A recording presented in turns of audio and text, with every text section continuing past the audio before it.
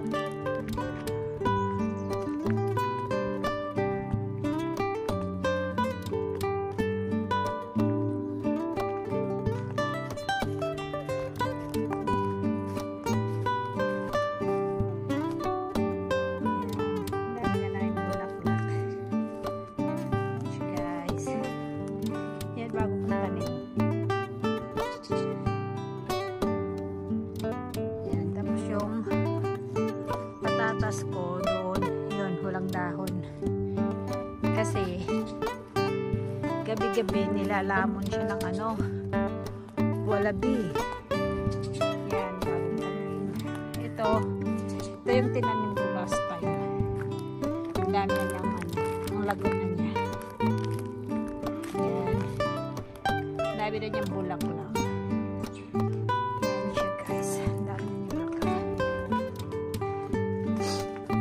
Sinipon ako sa labas.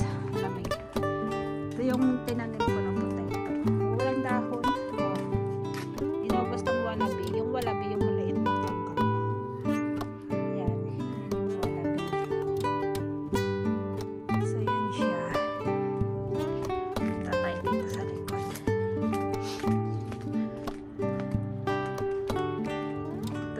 Ito yung view namin dito.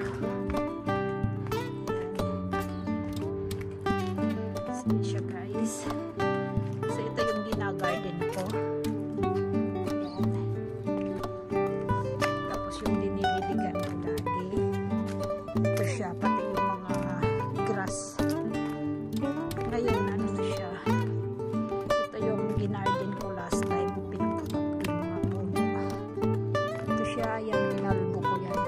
ito, ano yan siya? Cherry blossom.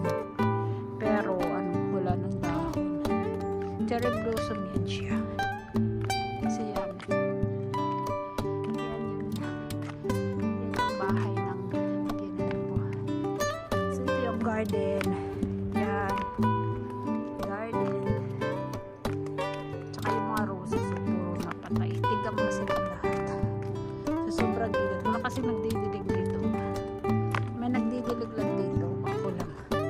Pag nandito ako, yan tingnan mo. Mga tuyo na sila. Ang laki niyan, roses na orange. Yan. Gaganda pa ito ng mga kulay niya. Mga natigok na. So yan siya. Ay, may sinampay ako. So yun, yan. Yan yung bahay ng ginano ko. Siya lang mag-isa nakatira dyan. Pag wala kami. So yan. Ito ang ganda din ng ano nito. Bulaklak nito. Pero yun nga, walang nagdidilig. So nasyogit sila. Pero ano pa yan? Mabubuhay pa yan. Ito ano siya? Bottle brush na puno. Malaki yan siya. Kaso lang, tinitrim kasi namin. Kaya hindi na siya lumaki. Kasi puno talaga siya. Lumalaki yan siya. So yan siya.